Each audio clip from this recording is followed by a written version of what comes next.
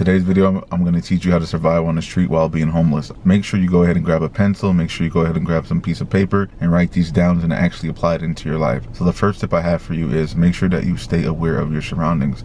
You want to make sure that you're scanning your environment. You want to make sure that you're scanning the area wherever you're in. You want to look out for people who are potential threats. You want to go ahead and look out for safe spots. You want to go ahead and look out for exits. It doesn't matter if you're in a building, doesn't matter if you're in a public park, wherever you are, always make sure that you know your exits, make sure you know your safe spots, and make sure that you're studying other people's body language just in case anything happens. For my Americans, we know that anything can happen at any time and you need to be on alert. That's just how we live nowadays. It is what it is.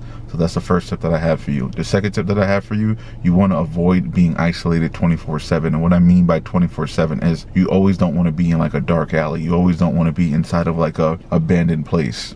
The reason why I'm saying you want to stay out of those type of places, because if you are in those places, you could be targeted more easily, especially if you are a woman. Abandoned places and dark alleys and dead ends, those places are not good. That's where a lot of innocent people are usually targeted. So make sure you're staying out of those areas. The third tip I have for you, you want to make sure you're very cautious with strangers. What I mean is you want to trust your gut. If your gut is telling you, hey, this person might be a creep or this person might be trying to do something to harm me, you want to make sure that you listen to your heart and you want to make sure you listen to your soul. You want to get away because your body is not going to lie to you. Whatever you're feeling is whatever you're truly feeling, and you need to exit that situation. If you got to exit it a loud way, go ahead and exit it loud. If you can go ahead and exit that situation in a quiet way, exit it quietly. As long as you exit from that situation. Now the fourth tip is pretty obvious. A lot of you know this, but I'm going to go ahead and say it anyway. You want to keep your belongings very close to you, or you want to make sure that you have it in 1 or 2 safe spots. Those safe spots, it can be anywhere. It could be from a gym locker. It could be from a community locker if your community has that. It could be from a friend house, or it can be inside of like a bush, a little hiding spot that you marked so you know that it's your place to place your belongings. But you want to make sure that you're keeping it close to you, and you want to make sure you know where your belongings at all times, especially your documents. I would make sure that I have that on me, and I will put it somewhere in either a secret pocket, or if I have to put it in my shoe or whatever you have to put it. Make sure you do not lose your important documents, because that is going to help you get out of homelessness or get off the street much faster. Now, a lot of these tips I'm giving, it doesn't have to just be for people who are homeless on the street. It could be for regular people, but this video I'm just talking about if you are living on the streets. You want to make sure that you apply this. Now the next tip I have for you, you want to stay unpredictable. You don't want to have a regular routine. You want to make sure that you're changing your route. So for example, if you go to the gym every morning, let's say 8 o'clock in the morning, you want to make sure some days you change it up. You know, you go at 9:30, you go at 10:30, you know, you go 1 in the afternoon, stuff like that, because you never know who's watching you. There are a lot of people out here who are part of different organizations where they try to harm people and trying to take people away. So if you feel like you're being watched, if you feel like you're being targeted, always change up your route. You know, don't always go to the same 3 sleeping spots. If you go find 2 extra sleeping spots that you can go ahead and sleep at peacefully, you want to go ahead and switch it up. So Monday you'll go to this spot, Tuesday you'll go to that spot, etc., etc. That's how you want to switch up your routes and your routine. Now another tip, this is usually for smaller people or even for the ladies, you want to walk with purpose. You want to make sure you walk like you know what you're doing. You want to walk with your head up high. You want to walk with your chest up high. I'm not saying you have to look arrogant, you know, ignorant or anything. All I'm saying is you need to walk like you know what you're doing, like you've been here before. That will carry you a very long walk in life. If you even pretend you know what you're doing. You see what I mean? So do not just walk and slouch your head and, you know, make yourself look like you're hopeless and you have nowhere to go, because people, they can sense that. So mind your body language. That's what I'm saying.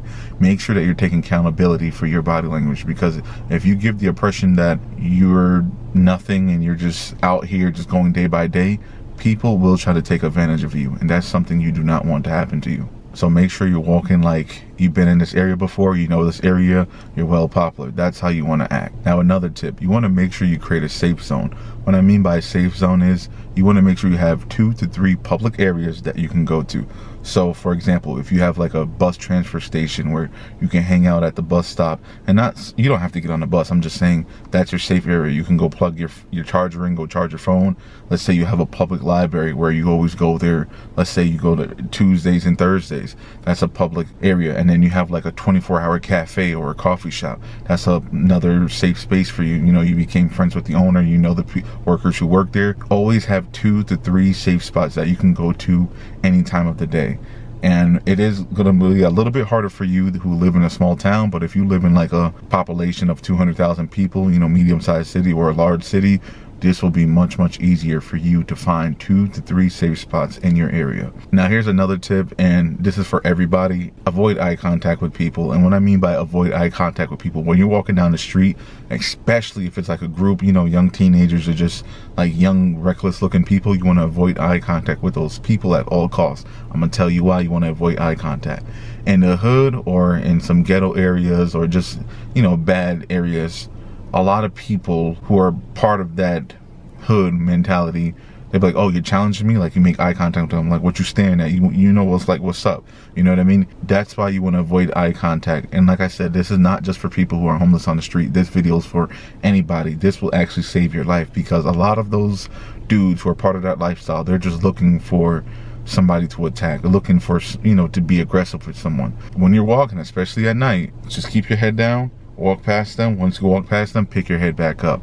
And that's how you can avoid a lot of confrontation with people.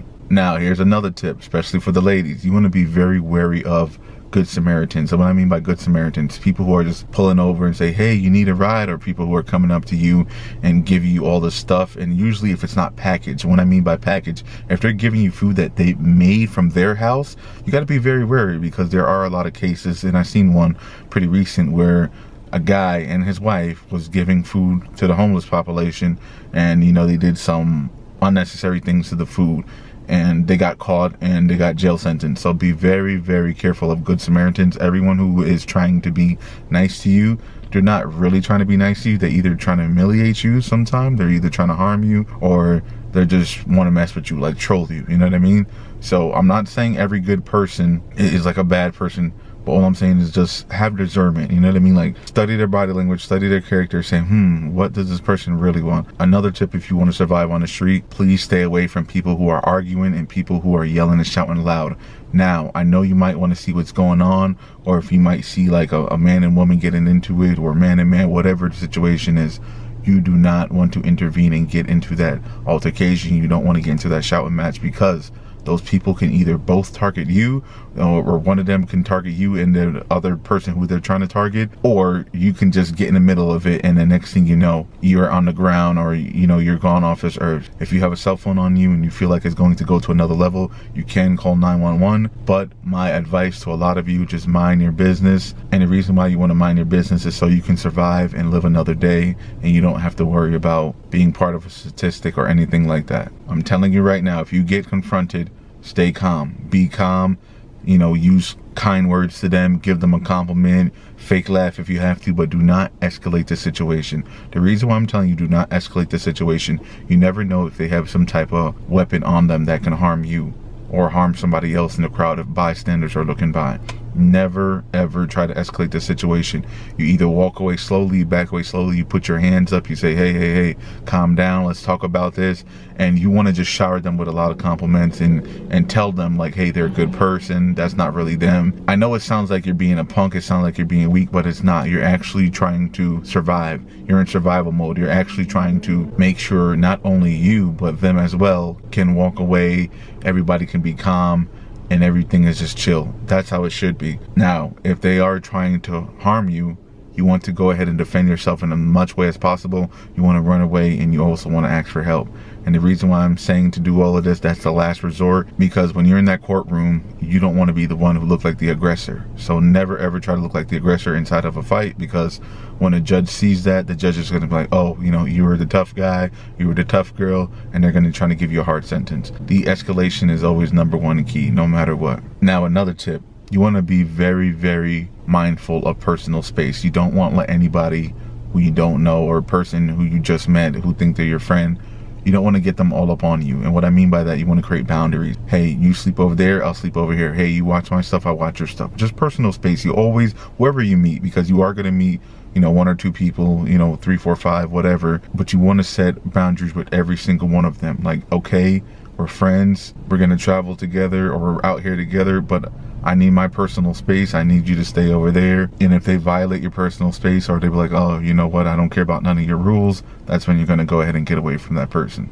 And I am going to do a part 2 to this video, because this video is going to be way too long if I just add it all in one video. So look out for that. But the last tip I have for you in this video is always have an escape plan. No matter what you do, No matter when you go to sleep, make sure you be like, okay, I can go either this way, I can go that way. You know, if you're sleeping on a rooftop, you want to make sure you can get down 2 ways.